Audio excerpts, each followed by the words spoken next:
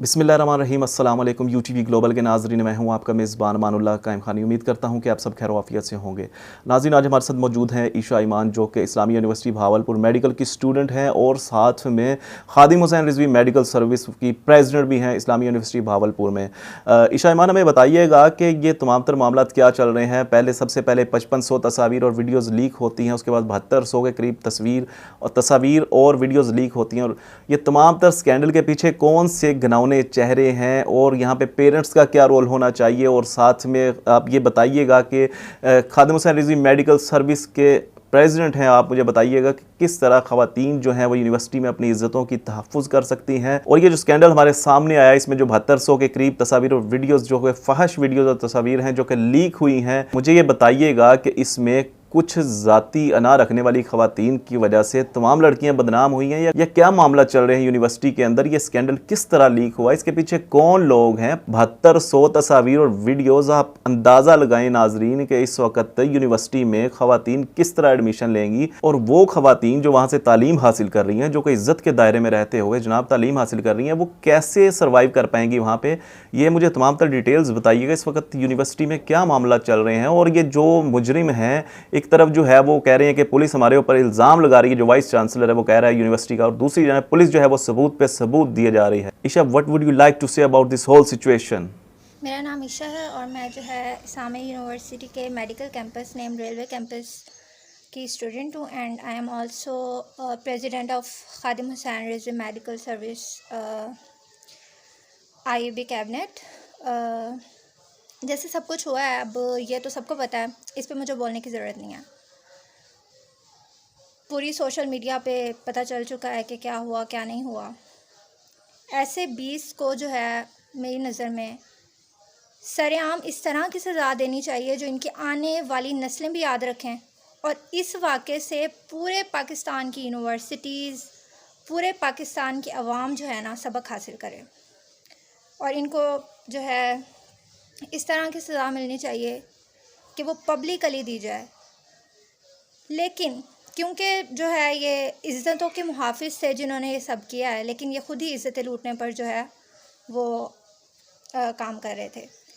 लेकिन एक वाक़या जब हमारे पास होता है ना, तो उसके बहुत सारे एस्पेक्ट्स होते हैं, लेकिन उन पे कोई बात नहीं करता। मोस्टली ऐसे होता है हमारे पाकिस्तान में, हमारे माशरे में। तो मैं उन टॉपिक्स पे बात करने की कोशिश करूँगी कि जिनकी वजह से ये वाक़या हुआ। ठीक है, 2 चीज़ें हमारे पास आ रही हैं कि वाई दिस इंसिडेंट अकर्ड, कि ये वाक़या हुआ क्यों और हमें इसके लिए अब क्या करना है। ठीक है, मैं एंटी फेमिनिस्ट हूँ। ठीक है, हमारे माशरे में ये चलने लग गया है कि अब किसी जो है लड़की के साथ वाक़या हुआ, 50% वाक़या तो होते हैं कि लड़कियाँ जो हैं वो बेकसूर होती हैं, बिल्कुल जो है उनका कोई कसूर नहीं होता, लेकिन उनके साथ कोई इंसिडेंट हो जाता है।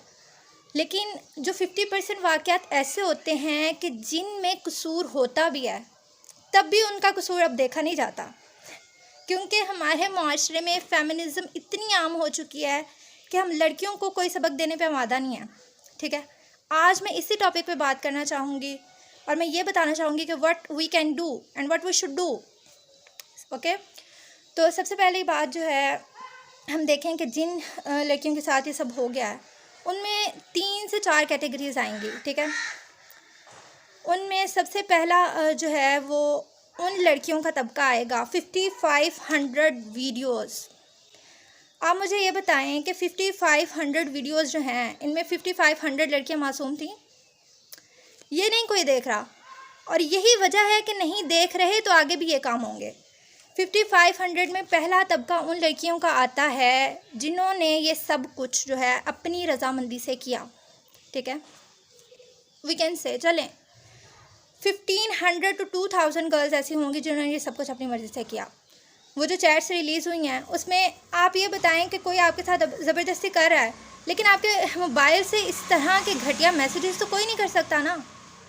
तो 500 में से मेरे अकॉर्डिंग 1500 to 2000 गर्ल्स ऐसी थी जिनकी रज़ामंदी इसमें शामिल थी।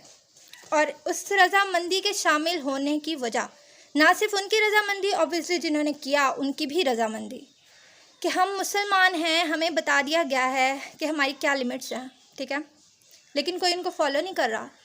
इन short words I want to say कि शर्म नबी खौफ खुदा ये भी नहीं वो भी नहीं, हमारे माशरे में ये हो चुका है।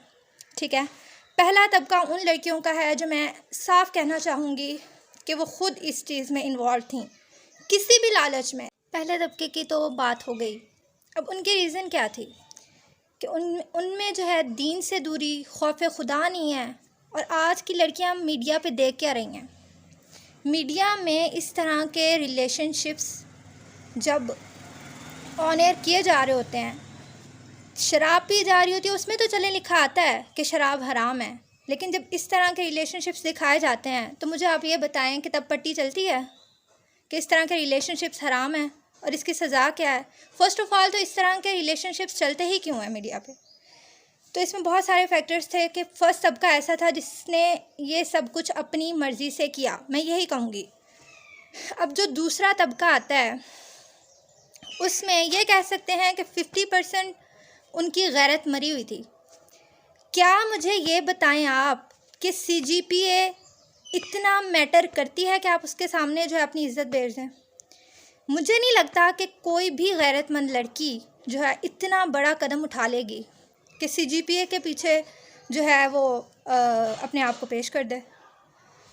तो दूसरी चीज़ इसमें यह आती है कि जो CGPA है मेरी अपनी, अगर मैं अपनी बात करूं तो मेरी कुछ चीज़ों की वजह से मेरी 2.5 एक सेमेस्टर में चली गई थी, लेकिन गैरत थी ना किसी के आगे। मतलब आप CGPA आप फ़ीस माफ़ करवा रहे हैं, आपके पेरेंट्स ने आपको यहाँ पे भेजा हुआ है, तो सिंपल सी बात है वो आपकी फ़ी पे करेंगे। यहाँ पे भी वो लड़कियाँ आती हैं जिन्होंने फ़ीस माफ़ करवाने के लिए ये सब किया होगा, कि जिन्होंने फ़ी के पैसे किसी और कामों में यूज़ करने होंगे।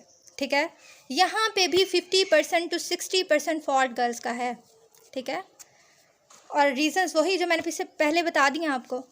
अब जो थर्ड तबका आता है, थर्ड में जो है कह सकते हैं कि 70% to 80% गर्ल्स जो थी वो मज़लूम थी। किस तरह कि बताया गया कि उनकी वीडियो बना ली गई किसी जो है लड़के के साथ बैठे हुए, तो उन्हें धमकाया गया या फिर ये कहा गया कि हम आपको फेल कर देंगे, तो आप जो है एज यू नो करें सब कुछ जो भी था।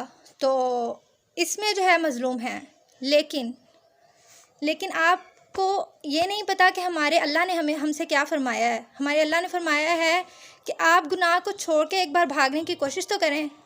हज़रत यूसुफ जो थे वो ज़ुलेखा को छोड़ के भागे थे और अल्लाह ने उनके लिए रास्ते खोले थे ना। यहाँ पे भी जो है गैरत ईमानी की कमी है। और यहाँ पे एक बहुत बड़ा कसूर जो है वो ये है कि पेरेंट्स और बच्चों का कम्युनिकेशन गैप। पेरेंट्स ने उन्हें ये ट्रस्ट नहीं दिया हुआ कि बेटे आपको आपकी CGPA कम आ जाए, आपको कोई हैरेस कर रहा हो, आपको कोई थ्रेट्स मिल रहे हो, तो आप हमें आके बताएं। ये कम्युनिकेशन गैप है जो इन सब चीज़ों की तरफ लीड कर गया है। लड़कियां डरती हैं कि अगर हमने ये सब कुछ बताया तो हमारे पेरेंट्स जो हैं हमें आगे यूनिवर्सिटी पढ़ने नहीं देंगे।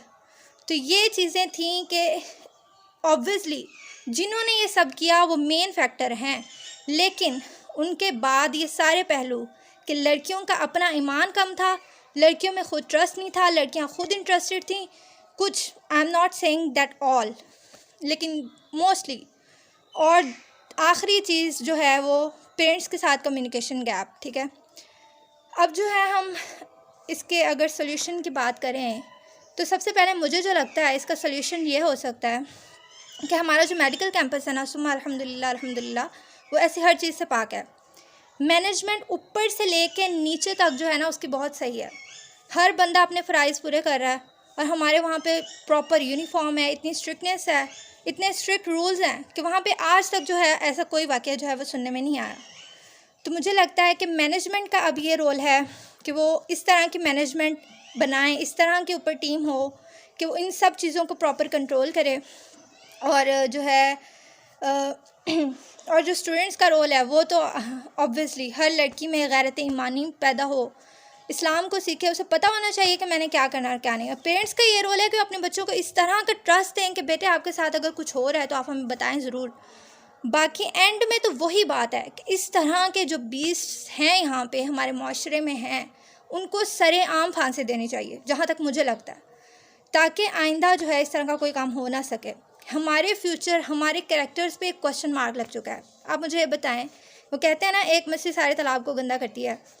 जो बच्चा अब ये बताएगा कि मैं इस्लामिया यूनिवर्सिटी का स्टूडेंट हूँ, या कोई लड़की ये बताएगी, कौन उस पर बिलीव करेगा कि इसके साथ कुछ नहीं हुआ? मुझे ये बताएं। तो ये बहुत बड़ा क्वेश्चन मार्क है। गवर्नमेंट को चाहिए कि वो इस पर स्ट्रिक्ट से स्ट्रिक्ट एक्शन ले, और इस तरह के एक या दो बंदों को प्रोमिनेंट नहीं करें, बल्कि वो ऊपर से लेकर नीचे तक की इन्वेस्टिगेशन करें। छोटे से छोटा बंदा भी जो इसमें इन्वॉल्व है ना, उसे भी निकालने की भरपूर कोशिश करें, क्योंकि एक बंदा भी यहाँ पे रह गया ना, वो दोबारा से इस काम को स्टार्ट कर लेगा। और ऐसे स्टूडेंट्स जो इसमें इन्वॉल्व थे उनको ना सिर्फ निकालें, उन पे स्ट्रिक्ट एक्शन लें। और इसके बाद ये होना चाहिए यूनिवर्सिटीज़ में कि टाइम टू टाइम जो है यूनिवर्सिटीज़ में छापे जो है वो करवाए जाएं, ताकि जो है हर बंदा जो है वो पहले से अटेंटिव हो कि हमारे साथ किसी भी टाइम हमारे ऊपर से चेकिंग हो सकती है और हम पकड़े जा सकते हैं। इतना स्ट्रिक्ट हमारा रूल होना चाहिए हर यूनिवर्सिटी में। ये यूनिवर्सिटी तो एक्सपोज हो गई है ना, इस वजह से ये सामने आ गई है, तो इस वजह से हर जगह बदनाम हो गई है, लेकिन 80 to 90% यूनिवर्सिटीज़ में ये सब कुछ हो रहा है। मेरी गवर्नमेंट से दरख्वास्त है कि वो सबसे पहले तो इन पे स्ट्रिक्ट एक्शन लें, स्टूडेंट्स पे, टीचर्स पे, हर डिपार्टमेंट में जो टीचर्स हैं उन पे जो इसमें इन्वॉल्व थे।